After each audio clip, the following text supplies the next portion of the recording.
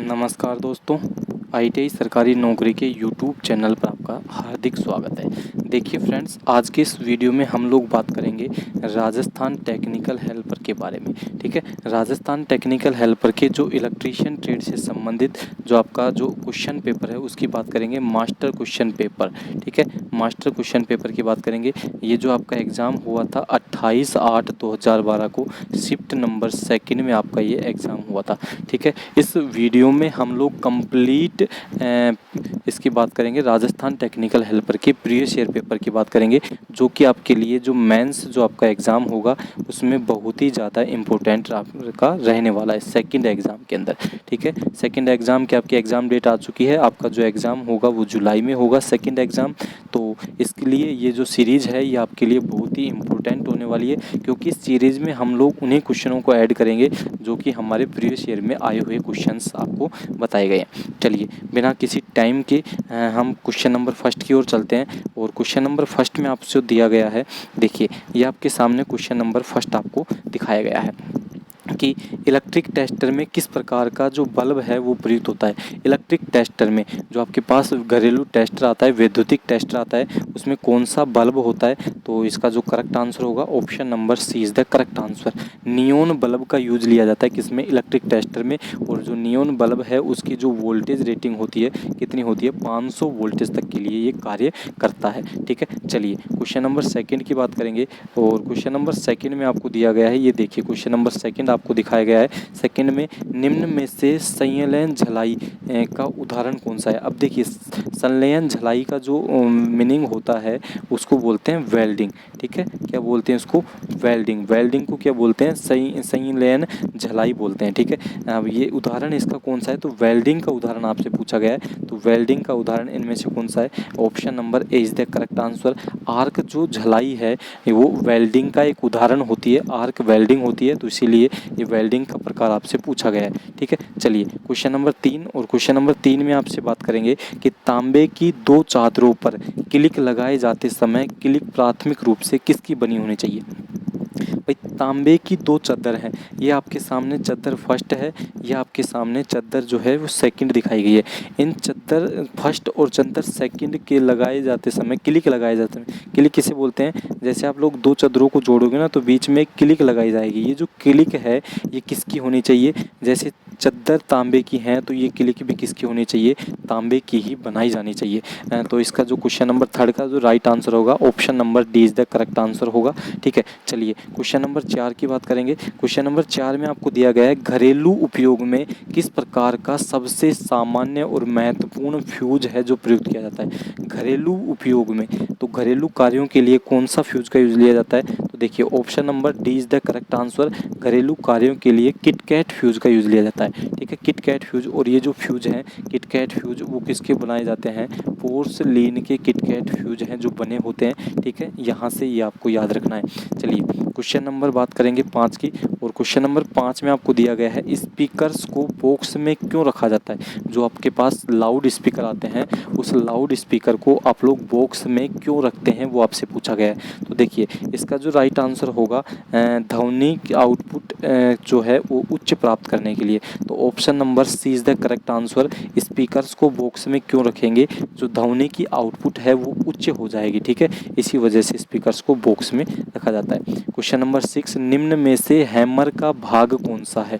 ठीक है, हैमर का भाग आपसे पूछा गया है। तो देखिए चिक, आई होल, हैंडल और फेस, ये सारे की सारे जो है ना वो हैमर के भाग होते हैं। कौन सा, चिक भी होता है, आई होल भी होता है, हैंडल भी होता है और फेस भी होता है। ठीक है, चलिए नेक्स्ट क्वेश्चन में चलते हैं, क्वेश्चन नंबर 7।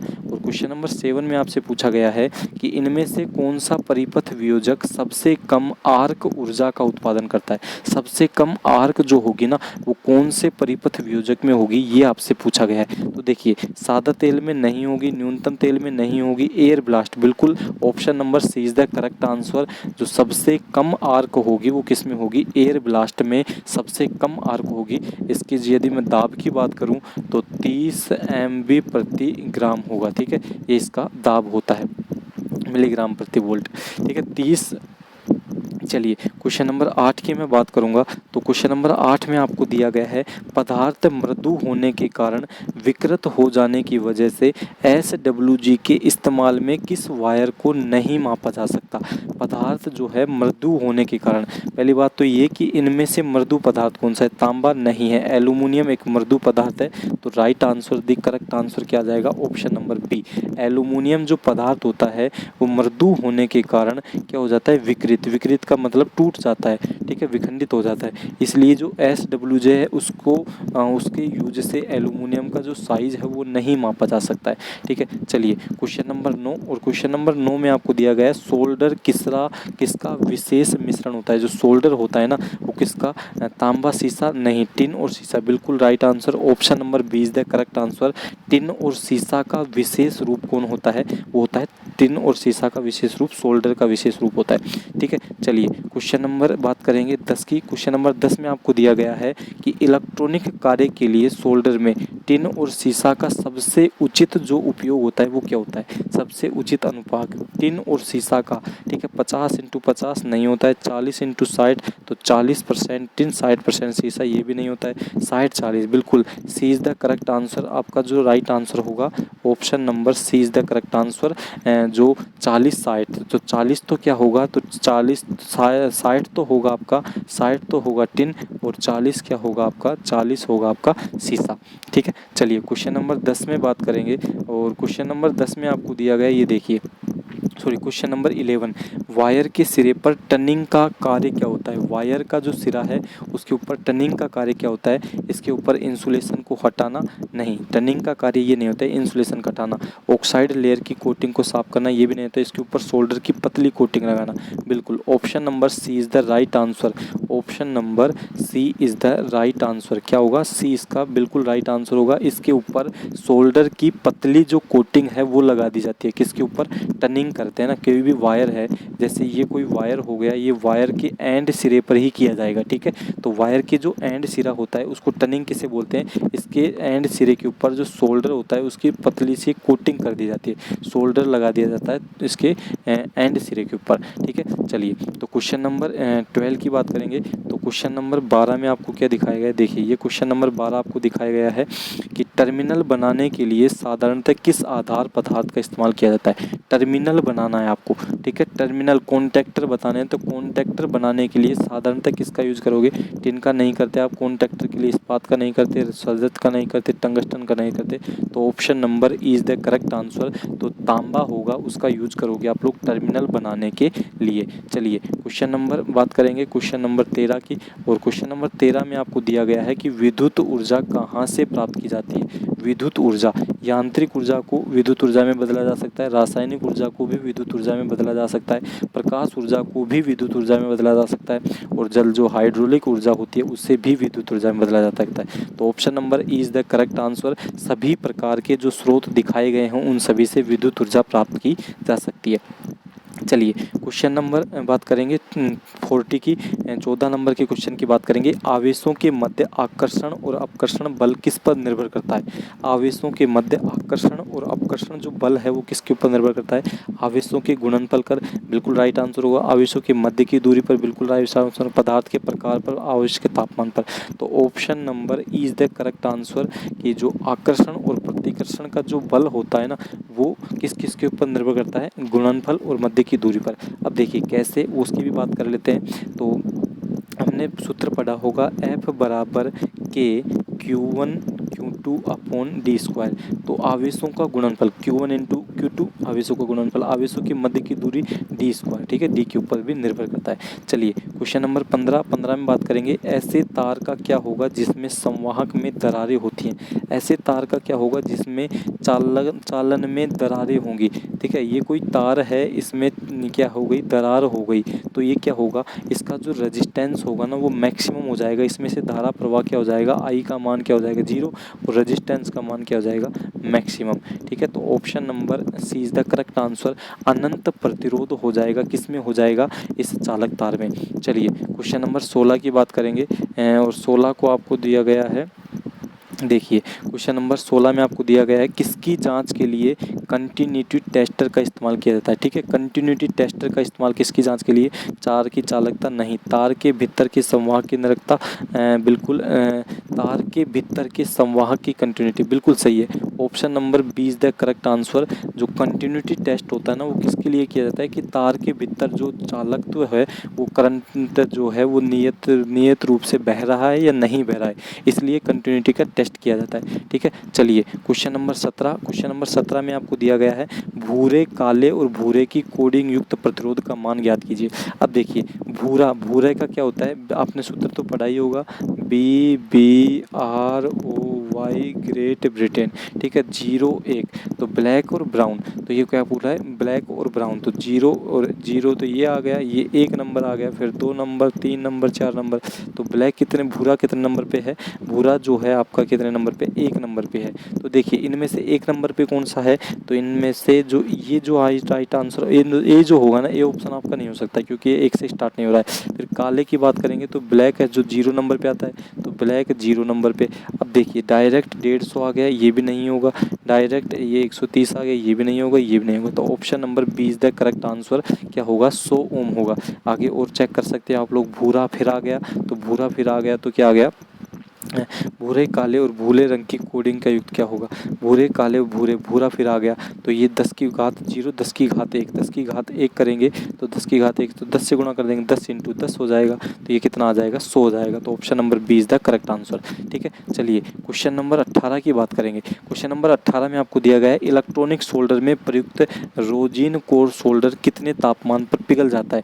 रोजिन जो कोर सोल्डर होता है जो 190 डिग्री के टेम्परेचर पर पिघल जाता है, कितने टेम्परेचर पर, तो 190 डिग्री के टेम्परेचर पर रोजिन कोर सोल्डर प्रयुक्त हो जाता है और ये चालकों में लगाया जाता है। ठीक है, वैद्युतिक जोड़ों के लिए लगाया जाता है। चलिए क्वेश्चन नंबर 19, प्रतिरोधकों को पीवीसी में सोल्डर करने के लिए सोल्डरिंग आयरन की जो वाट क्षमता होनी चाहिए वो क्या होनी चाहिए। पीवीसी में सोल्डर करना है आपको तो कम वाट का ही आपके पास होना चाहिए, कितना आ जाएगा, 25 वाट इसका राइट आंसर होगा। पीवीसी प्रिंटेड सर्किट बोर्ड में आपको सोल्डरिंग करनी है आयरन वाट से, तो 25 वाट का आपके पास आयरन होना चाहिए। ठीक है, चलिए क्वेश्चन नंबर 20, और क्वेश्चन नंबर 20 में आपको दिया गया है स्थिरांक अनुपयुक्त वोल्टेज क्या है। स्थिरांक अनुपयुक्त वोल्टेज, तो वोल्टेज की बात कर रही है, V बराबर क्या होता है, IR होता है, ये आपको याद है, V बराबर क्या होता है, IR होता है। अब देखिए ऑप्शन नंबर ए आपको दिया गया I R के सीधे समानुपाती होती है, I जो है वो R के सीधे समानुपाती बिल्कुल नहीं होती है, क्योंकि I बराबर क्या होता है, I बराबर होता है V अपॉन R, तो इसकी विलोमानुपाती होती है, तो ऑप्शन नंबर ए गलत। I R के विलोमानुपाती होती है, बिल्कुल सही है, ऑप्शन नंबर बी सही है। I बराबर R होता है, गलत। R में बदलाव के बाद I स्थिर रहता है, R में बदलाव होगा, जैसे R बढ़ेगा तो I का मान कम हो जाएगा, वो भी गलत। I R से मुक्त होता है, वो भी गलत। ठीक है, तो option number 20 the correct answer I R के व्युत्क्रमानुपाती होती है, ये आप लोग यहाँ से देख सकते हैं। चलिए क्वेश्चन नंबर 21, और क्वेश्चन नंबर 21 में आपको दिया गया है कि एक बंद लूप में घटकों में वोल्टेज पात का योग किसके बराबर होता है। ठीक है, तो ये कौन सा नियम है, किरचॉफ का सेकंड नियम है, इसको बोलते हैं वोल्टता का नियम। क्या बोलते हैं, वोल्टता का नियम, किरचॉफ का सेकंड लॉ। ठीक है, किरचॉफ का सेकंड लॉ। अब सेकंड लॉ में क्या होगा, बंद लूप में घटकों में वोल्टेज पात किसके बराबर होगा, तो घटकों में जो वोल्टेज पात होगा वो अनुप्रयुक्त वोल्टेज से ज़्यादा होगा, गलत। अनुप्रयुक्त वोल्टेज से दुगुना भी नहीं होगा, तिगुना नहीं होगा, शून्य भी नहीं होगा, अनुप्रयुक्त वोल्टेज के बराबर होगा घटकों में वोल्टेज। ठीक है, मैं बात करता हूँ जैसे सिग्मा IR जो है वो बराबर होगा सिग्मा E के। ठीक है, चलिए क्वेश्चन नंबर 22 की बात करेंगे, तो 22 में आपको दिया गया है निम्नलिखित में से कौन सा परिवर्तित प्रतिरोध का प्रकार है। परिवर्तित मतलब परिवर्तनीय प्रतिरोध, वेरिएबल रेजिस्टेंस का प्रकार है। तो जो पोटेंशियोमीटर है वो भी वेरिएबल रेजिस्टेंस है, थर्मिस्टर है वो भी वेरिएबल रेजिस्टेंस है, रियोस्टेट है वो भी वेरिएबल रेजिस्टेंस है, और मैग्नेटो रजिस्टर है वो भी वेरिएबल रेजिस्टेंस है। तो option number E is the correct answer. तो सभी जो ये होंगे ये परिवर्तित प्रतिरोध हैं, वेरिएबल रेजिस्टेंस होते हैं। चलिए क्वेश्चन नंबर 23 की बात करेंगे। 23 में आपको दिया गया है किसी भी चुंबक में चुंबकीय क्षेत्र सबसे मजबूत क्या होगा। कोई चुंबक है, जैसे ये कोई चुंबक है, ये एन पोल है, ये एस पोल है, किसी भी चुंबक में चुंबकीय क्षेत्र सबसे ज़्यादा कहाँ पर होगा तो चुंबकीय ध्रुवों पर होगा, N और S पर होगा, चुंबक के मध्य में नहीं होगा, चुंबक के पोल्स पर। बिल्कुल option number 20 the correct answer होगा, चुंबक के पोल्स पर होगा। ठीक है, चलिए क्वेश्चन नंबर 24 की बात करेंगे। अपने चुंबकत्व को बनाए रखने के लिए पदार्थ की क्षमता को क्या कहा जाता है? अपने चुंबकत्व को बनाए रखने के लिए पदार्थ की क्षमता को क्या कहा जाता है? तो पदार्थ की जो क्षमता होती है ना, वो क्या कहलाती है? धारणा शक्ति कहलाती है। ठीक है, चुंबकत्व को धारण करने की शक्ति क्या कहलाती है? धारणा शक्ति कहलाती है। चलिए क्वेश्चन नंबर बात करेंगे 23 की। क्वेश्चन नंबर 25 की बात करेंगे। यदि एक चुंबक को तेजी से उत्क्रमणीय चुंबकीय क्षेत्र में रखा जाता है तो क्या होगा? इसके जो चुंबकीय गुण हैं जो क्या हो जाता है? गुणहीन हो जाता है। यह चुंबकीय गुणहीन हो जाता है। क्या? एक चुंबक को उत्क्रमणीय चुंबकीय में रखा जाता है तो। ठीक है, क्वेश्चन नंबर 26। कॉइल को किसके चारों ओर वाइंड करके कॉइल का फ्लक्स घनत्व बढ़ाया जा सकता है? कॉइल है उसको किसके चारों ओर यदि अपन वाउंड करेंगे तो इसका जो फ्लक्स घनत्व है वो बढ़ाया जाता है। देखिए ये क्या है? ये एक आयरन की कोर है। ये क्या है? आयरन की कोर है। इसके ऊपर यदि आप लोग कॉइल को वाउंड करोगे ना तो इसका जो चुंबकीय क्षेत्र है वो बढ़ाया जा सकता है। तो option number 20 the correct answer. चलिए क्वेश्चन नंबर 27 की बात करेंगे कि लाइव उपकरणों हेतु धातुओं के सभी केसिंग का पृथ्वी के इलेक्ट्रोड सिस्टम में कनेक्शन को क्या कहा जाता है? तो उसको बोलते हैं बॉन्डिंग। ठीक है, बॉन्डिंग बोलते हैं। ठीक है, बॉन्डिंग बोलते हैं। ठीक है, बॉन्डिंग बोलते हैं किसको? लाइव उपकरणों में धातु के सभी केसिंग्स के पृथ्वी के इलेक्ट्रोडों के सिस्टम को जोड़ने की प्रक्रिया बॉन्डिंग कहलाती है। ठीक है, चलिए क्वेश्चन नंबर 28। जब टूटा हुआ सर्किट खालिस्तान का होता है तो जोड़ों पर चिंगारी या स्पुलिंग बढ़ जाती है। जब टूटा हुआ सर्किट इंडक्टिव का होगा ना, जब टूटा हुआ सर्किट इंडक्टिव का होगा तो सर्किट के जोड़ों के ऊपर चिंगारी और स्पुलिंग जो होती है वो बढ़ जाती है। चलिए क्वेश्चन नंबर 29। रिले कनेक्शनों पर पाए जाने वाला काला जमा हुआ पदार्थ क्या होता है? रिले कनेक्शन, जो रिले के कनेक्शन होते हैं उसके ऊपर एक काला जमा हुआ पदार्थ पाया जाता है। तो कार्बन जमा होता है? बिल्कुल नहीं होता है। धूल का जमा होता है? बिल्कुल नहीं होता है। इनमें से कोई नहीं, हो ही नहीं सकता। धातु की वाष्प का संघनन जो होता है ना वो जमा हो जाता है रिले के कॉन्टैक्ट पर। ठीक है, चलिए क्वेश्चन नंबर बात करेंगे किसकी? देखिए क्वेश्चन नंबर 30 की बात करेंगे। क्वेश्चन नंबर 30 में आपको दिया गया है एक कंडक्टर में अधिकतम ईएमएफ प्रेरित करने के लिए कंडक्टर की गति की दिशा क्या होनी चाहिए? तो कंडक्टर की गति की दिशा, अब देखिए अधिकतम मैक्सिमम ईएमएफ प्राप्त करने के लिए आपने पढ़ा होगा E बराबर BLV साइन थीटा। ठीक है, तो साइन थीटा का मान यदि 90 डिग्री होगा, यदि थीटा का मान 90 डिग्री होगा तो जो ईएमएफ है वो मैक्सिमम प्राप्त होगा। तो फ्लक्स की चुंबकीय क्षेत्र की लंबवत। तो option number A is the correct answer. चुंबकीय फ्लक्स की लंबवत यदि होना चाहिए। ठीक है, चलिए क्वेश्चन नंबर 31 की बात करेंगे। क्वेश्चन नंबर 31 में आपको दिया गया है आर्मेचर कोर बनाने के लिए निम्नलिखित में से कौन सा पदार्थ प्रयुक्त किया जाता है? आर्मेचर की कोर बनाना है तो उसके लिए आप लोग सिलिकॉन स्टील का यूज करोगे। किसका यूज करोगे? आर्मेचर की कोर बनाने के लिए सिलिकॉन स्टील का यूज किया जाता है। चलिए क्वेश्चन नंबर 32। अल्टरनेटर क्या पैदा करने के लिए प्रयुक्त किया जाता है? तो अल्टरनेटर हमेशा क्या पैदा करेगा? तो अल्टरनेटर हमेशा एसी पैदा करने के लिए यूज किया जाता है। ठीक है, क्वेश्चन नंबर 33। एक अल्टरनेटर में कम्यूटेटर क्या होता है? तो एक अल्टरनेटर में कम्यूटेटर क्या होता है?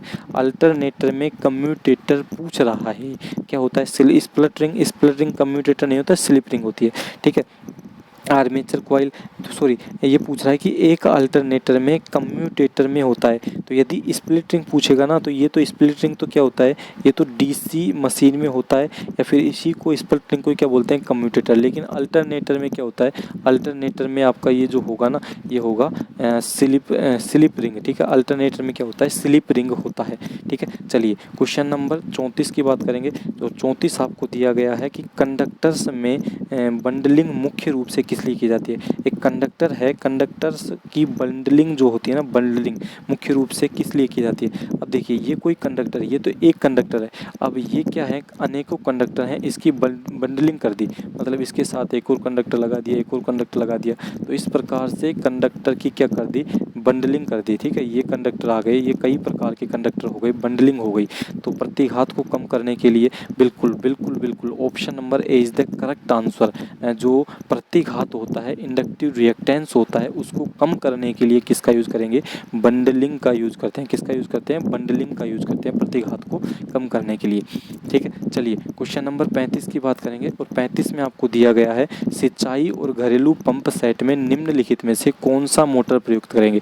सिंचाई और घरेलू पंप सेट के लिए आप लोग इंडक्शन मोटर का यूज़ करते हैं। किसका यूज़ करते हैं, इंडक्शन मोटर का। यूनिवर्सल मोटर का प्रयोग स्पीड के लिए करते हैं जहाँ पर भी मैक्सिमम स्पीड की आवश्यकता होगी। सिंक्रोनस मोटर का फिक्स स्पीड के लिए, डीसी मोटर का आप लोग पावर सप्लाई के लिए यूज़ करोगे, अल्टरनेटर घरेलू सप्लाई के यूज़ करोगे एसी के लिए।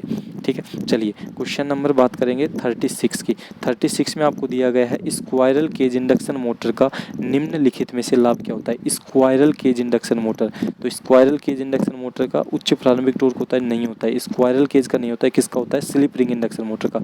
स्पीड कंट्रोल कैरेक्टर होता है, मजबूत रख रखाव, बिल्कुल option number C is the correct answer. यही सेम क्वेश्चन अब की बार टेक्निकल हेल्पर में भी पूछा गया था। ठीक है, तो स्क्वायरल केज इंडक्शन मोटर का उपयोग किसके लिए किया जाता है, मजबूत और रख रखाव की समस्याओं से निपटने के लिए। ठीक है, चलिए ये आपसे पूछा गया है ऑप्शन क्वेश्चन नंबर 37 और क्वेश्चन नंबर 37 में आपसे पूछा गया है किसी आयरन कोर पर 60 फेरे लपेटे हुए कॉइल का इंडक्टेंस 4 मिली हेनरी है। कोई आयरन कोर है उसके ऊपर 60 घेरे लपेटे हुए हैं जिसका जो इंडक्टिव रिएक्टेंस है 4 मिली हेनरी है। यदि फेरों की संख्या दुगनी कर दी जाए तो इंडक्टेंस का मान आपको बताना है। ठीक है, ये आपके पास ये जो सवाल दिया गया है ये कुछ इस प्रकार से आपको दिया गया है। तो देखिए अब देखिए आपने पढ़ा होगा कि यदि आयरन कोर 60 फेरे लपेटे हुए हैं और 4 हेनरी इसमें ये आपको दिया गया है, तो आपने एक सूत्र पढ़ा होगा। सूत्र क्या होता है, एल बराबर ठीक है, सूत्र क्या होता है, एल बराबर म्यू नोट भी बोल सकते हैं, mu naught mu r N square A. ठीक है, mu naught mu r N square A. ठीक है, ये आ गया, बटे में क्या आ गया, बटे में आ गया आपके पास एल।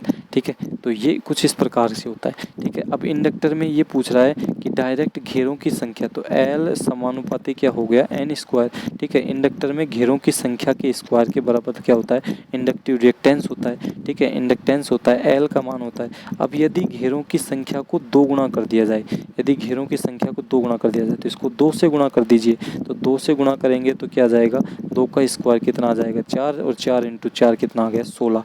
तो ऑप्शन नंबर जो आपका जो होगा, option number D is the correct answer, 16 answer हो जाएगा इसका। ठीक है, चलिए क्वेश्चन नंबर 38 आपको दिया गया है। क्वेश्चन नंबर 38 में आपको दिया गया है एयर कोर इंडक्टर के इस्तेमाल में किया जाता है। Air core inductor, air core जो होता है ना वो किसके लिए यूज़ लिया जाता है, तो रेडियो फ्रिक्वेंसी एप्लीकेशन बिल्कुल सही है, पावर फ्रिक्वेंसी ना, ऑडियो फ्रिक्वेंसी ना, मध्यम ना, लो पास फिल्टर ना। तो जो एयर कोर इंडक्टर है, एयर कोर इंडक्टर का उपयोग रेडियो फ्रिक्वेंसी के एम्पलीफिकेशन में किया जाता है। ठीक है, चलिए नेक्स्ट आपको दिया गया है 39 और 39 में आपसे पूछा गया है कि ACSR का विस्तार आपको बताना है। तो aluminium conductor steel reinforced, option number A is the correct answer.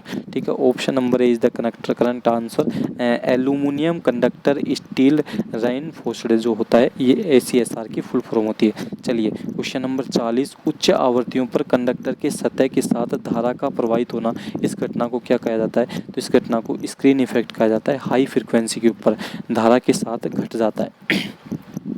ठीक है, चलिए क्वेश्चन नंबर 41 की बात करेंगे। यदि L बराबर 1 हेनरी है, कॉइल का इंडक्टेंस 50 हर्ट्ज पर 220 वोल्ट AC से जुड़ा हुआ है, कॉइल में करंट का मान ज्ञात कीजिए। देखिए बिल्कुल सिंपल है, कॉइल में करंट का मान ज्ञात करना है, IL का मान ज्ञात करना है। तो IL बराबर क्या होता है, I बराबर V अपॉन एक्सएल, I बराबर V अपॉन एक्सएल, क्योंकि R की जगह इसमें क्या लेंगे अपन, इंडक्टिव रिएक्टेंस लेंगे। सबसे पहले XL का मान ज्ञात करना है, तो XL बराबर 2 पाई FL। ठीक है, XL बराबर क्या होता है, 2 पाई FL। तो 2 इंटू 3.14 इंटू F का मान 50 इंटू L का मान कितना है, 1 है। तो जैसे ही आप लोग इसको सोल्व करोगे ना, तो इसको सोल्व कर लेना। इसको सोल्व करने के बाद में जो भी एक्सएल का मान आपका आएगा वह एक्सएल का मान यहाँ रखना है, 220 आपको ऊपर रखना है, भाग दे देना है। तो जो इसका राइट आंसर आएगा क्वेश्चन नंबर 41 का वो होगा option number E is the correct answer, 700 milliampere. ठीक है, चलिए क्वेश्चन नंबर 42 और 42 में हमें दिया गया है कि म्यूचुअल इंडक्टेंस मापा जाता है। ठीक है, म्यूचुअल इंडक्टेंस मापा जाता है। तो म्यूचुअल जो इंडक्टेंस होता है, option number A is the correct answer. Mutual inductance किस में मापा जाता है? हेनरीज में म्यूचुअल इंडक्टेंस मापा जाता है। प्रतिरोध को ओम में मापा जाता है, विभव या विभवांतर को वोल्ट में मापा जाता है, धारा को एम्पीयर में मापा जाता है और संधारित्र को फैराड में मापा जाता है। ठीक है, चलिए क्वेश्चन नंबर 43 आपको दिया गया है। क्वेश्चन नंबर 43 में आपको दिया गया है दो 400 मिली हेनरी L1 और L2 कपलिंग गुणांक के गुणांक को 0.3 के बराबर है। तो म्यूचुअल इंडक्टेंस M का मान आपको यहाँ से बताना है। ठीक है, तो म्यूचुअल इंडक्टेंस का मान आपको यहाँ पर बताना है। देखिए, तो आपको करना क्या था कि आपको दिया गया है, क्या क्या दिया गया है, L1 का मान और L2 का मान 400 मिली हेनरी दिया गया है। ठीक है, और K का मान जो आपको 3 के बराबर दिया गया है। तो म्यूचुअल इंडक्टेंस बराबर क्या होता है, आपको ज्ञात करना है म्यूचुअल इंडक्टेंस। तो M बराबर क्या होता है, M बराबर होता है K under root L1 L2। K under root क्या होता है, L1 L2 होता है। K का मान आपको दिया गया है, M का मान ज्ञात करना है। तो आप लोग कैसे करोगे, तो इसको आप लोग लिखोगे 0.3, देखिए कैसे लिखोगे 0.3। ठीक है, इसको का 0.3 into under root L1, 400 into 400। ठीक है, 400 इंटू 400। जैसे आप लोग इसको सोल्व करोगे तो आपका जो राइट आंसर आएगा वो 120 मिली हेनरी आ जाएगा। Option number A is the correct answer होगा। कुछ नहीं करना है, इसको सोल्व कर लेना है। 400 अंडर रूट में है तो एक 400 बाहर काट लेंगे, 0.3 को गुणा कर देना है 4 से और 400 से, और आपको कुछ नहीं करना है। चलिए क्वेश्चन नंबर 44, माध्यमिक आवृत्ति वाले ट्रांसफॉर्मर में खालिस्तान इस्तेमाल होता है मीडियम आवृत्ति वाले। तो मीडियम आवृत्ति के लिए आप लोग किसका यूज़ करोगे, तो क्वेश्चन नंबर 44 में आपसे पूछा गया मीडियम आवृत्ति के लिए। मैं सभी बता देता हूँ आपको। देखिए आपको सबसे पहले आयरन कोर, तो आयरन कोर का उपयोग लो फ्रिक्वेंसी के लिए करते हैं। ठीक है, आयरन कोर का प्रयोग। इसके बाद में आता है फेरट का हाई फ्रिक्वेंसी के लिए करते हैं। और माध्यमिक के लिए किसका करेंगे, तो माध्यमिक के लिए आप लोग करेंगे फेरट कोर का यूज़ करोगे। ठीक है, यदि आपसे सबसे हाई के लिए पूछ ले, एक्स्ट्रा हाई के लिए पूछ ले, एक्स्ट्रा हाई फ्रिक्वेंसी के लिए, तो एक्स्ट्रा हाई फ्रिक्वेंसी के लिए आप लोग वायु कोर का यूज़ करोगे। सबसे बढ़िया होती है वायु कोर। ठीक है, चलिए क्वेश्चन नंबर 45, बेहतरीन परफॉर्मेंस के लिए ट्रांसफॉर्मर का होना चाहिए सर्वाधिक प्रतिरोध रेगुलेशन नहीं होना चाहिए, न्यूनतम हो सकता है 100% नहीं, 1% नहीं, तो सबसे कम होना चाहिए, मतलब न्यूनतम वोल्टेज रेगुलेशन होना चाहिए जब ट्रांसफॉर्मर है, बेहतरीन परफॉर्मेंस करेगा। ठीक है, किसी आदर्श ट्रांसफॉर्मर का voltage rating, very very important question है। क्वेश्चन नंबर 46, आदर्श ट्रांसफॉर्मर का वोल्टेज रेगुलेशन, आदर्श ट्रांसफॉर्मर का वोल्टेज रेगुलेशन कितना होता है, तो 0 होता है। आदर्श ट्रांसफॉर्मर में कोई भी प्रकार का कोई भी वोल्टेज रेगुलेशन नहीं होता है। क्वेश्चन नंबर 47, निर्माता आमतौर पर करंट रेटिंग खालिस्तान से सेटिस्फाई करते हैं। निर्माता जो है ना वो करंट रेटिंग किससे सेटिस्फाई करते हैं, तो option number A is the correct answer. केवल सेकेंडरी वाइंडिंग से करंट को सेटिस्फाई करते हैं कौन, निर्माता। ठीक है, 48, प्रभावी अर्थिंग के लिए खालिस्तान मिश्रण अर्थ इलेक्ट्रोड के चारों तरफ भरा जाता है। सीमेंट नहीं, कार्बन नहीं, राख नहीं, कोल सोल्ट।